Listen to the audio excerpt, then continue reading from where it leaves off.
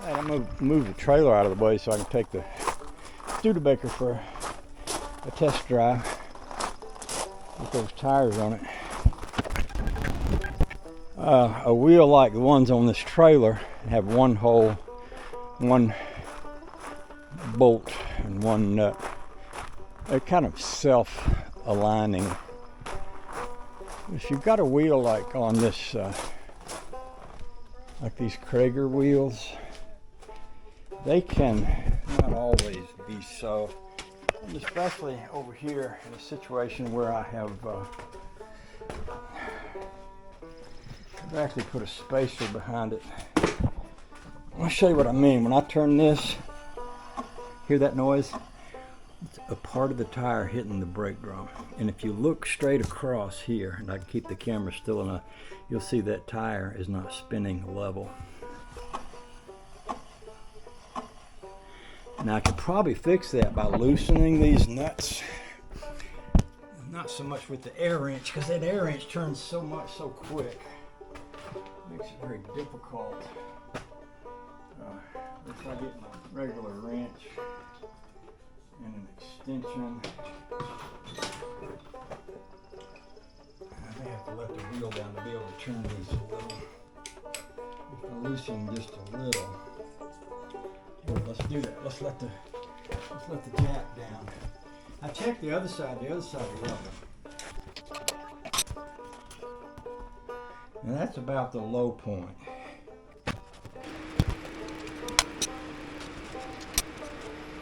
Now I'm going to try to lift up on that and tighten it.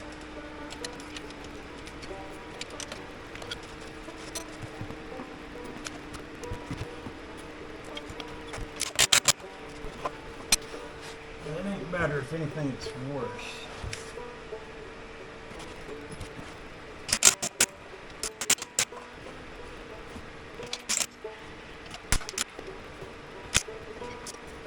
Hey, pretty good. How's things with you? Have you found a direction for your life yet? Oh, definitely. Do you know where you're going Sunday? Not yet. Oh, so that would be a no. I said no, but yeah. Okay, tubers, Robert came upon me while I was working on that, and I was explaining to him what I was doing. So I got that wheel lined up, and it occurred to me that might be why the old wheel vibrated, because it might not have been lined up that way. But anyway, Robert's a brave man. He said he'd ride with me, so I'm going to let him hold the camera. He pointed at anything. Keep in mind that since he's blind, no telling what y'all going to be looking at. So we're going to go give this thing a little test ride and see how nicely or unnicely it goes down the road. How's we going?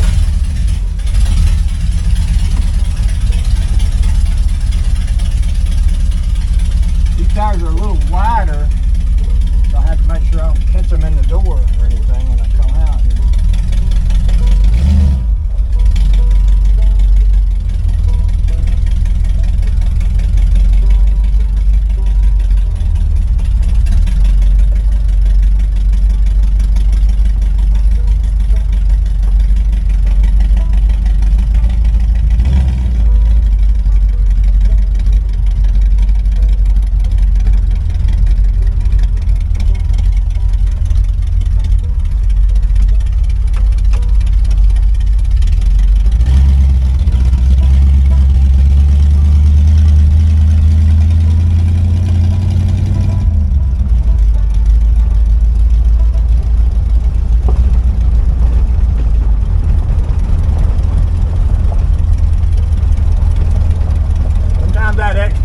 Rubber in the front will give you a little bit better bounce because you got more tire to bounce on, you know. If you run those little skinny tires, you don't get any bounce out of it.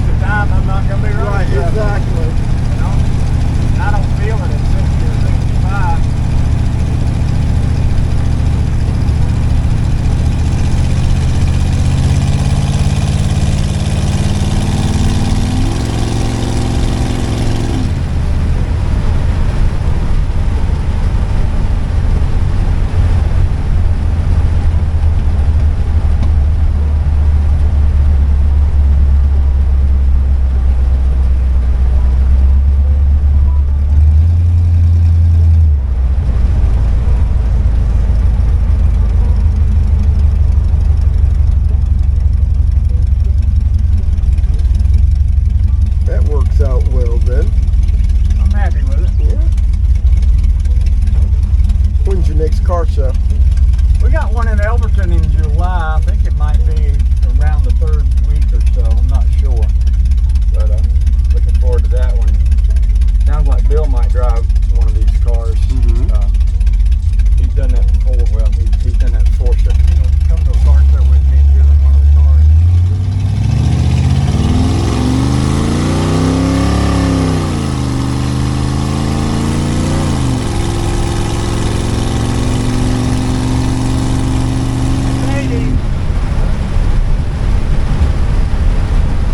Good, 80 miles an hour. That's pretty good, actually. Yeah.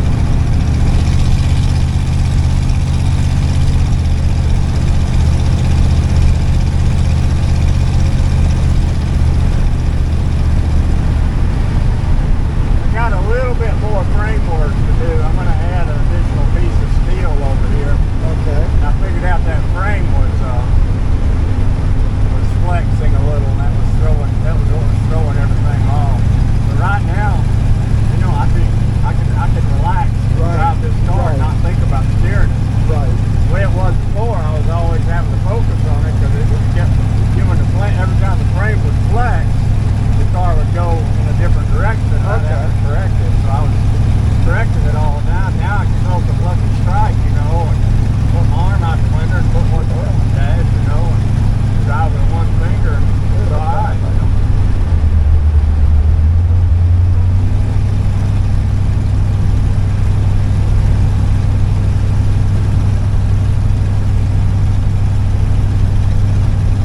Little tires I had on here from Mike were actually the best as far as smoothness. Right. But this might be the best compromise. They were ugly.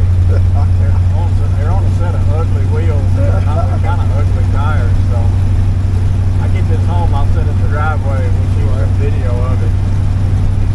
See what we think about these wheels. These are kind of bigger tires than these might be 10-inch wheels, so I've got 10-inch wheels front and back.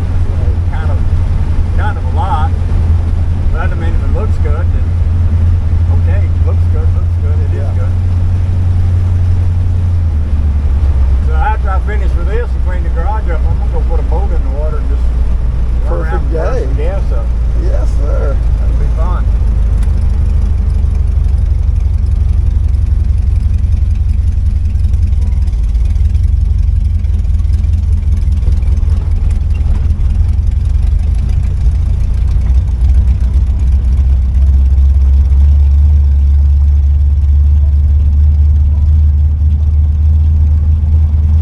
What size tires was originally on the Studebaker? Oh, I don't know, probably some 17-inch or something like that. I don't even know. It could have been 16 or 17 inch, but they were them narrow ones with the spoke wheels and all. Like the wheels on the front of the rat rod. Right. Those are old 35 Ford wheels, and they're 16 inch or 16.5. I'm not sure which. One or the other.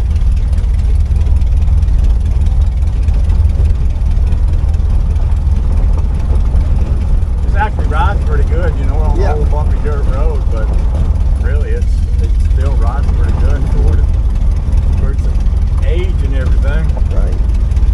I think that bigger tires kind of help with the ride. Right.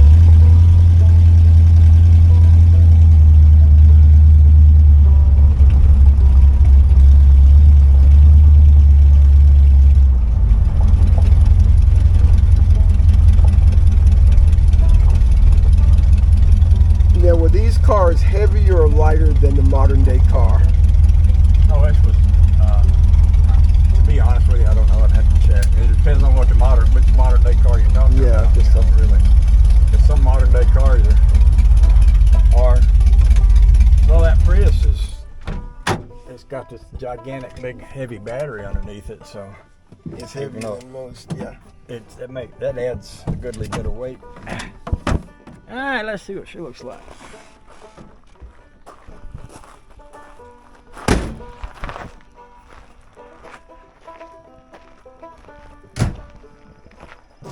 Boy, them wheels do stick out there quite a lot, but that might not be a bad look. It gives it a kind of a sure-footed look. Yep.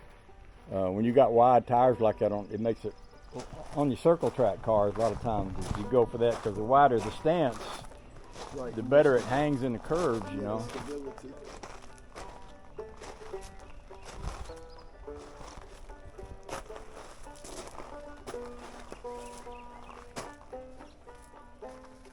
I want to check and make sure this tire doesn't touch that pipe. Like when I turn it all the way.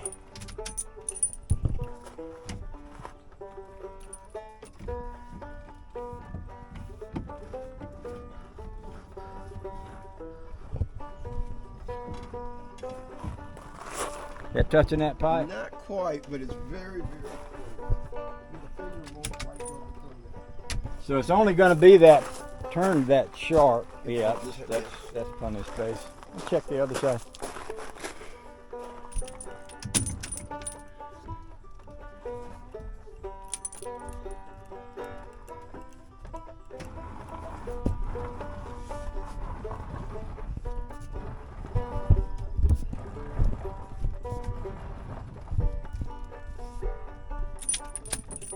That one almost makes it very close.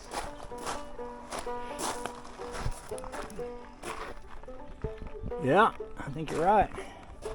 Like I say, the times that it would be turned that hard are pretty rare. Right. Like the way we turned around in the road up there, Right. we had it turned pretty sharp, but probably not quite that sharp. Yeah, I can live with that. Now, are these tires still belted underneath, just like the regular tires? Yeah, they're radials, Okay. not in back. I wonder if they make Cragars that are not unilug, because really that's a problem. That seems like that's a problem. That if I could get me some Cragars that were just straight Chevy lug pattern. Right. I know I used to have some old style Americans, and they weren't unilug. They bolted right on. So something to think about. You can always spend more money on wheels. I'm pretty lucky though. I got more wheels than most people. Right. I have. Yeah.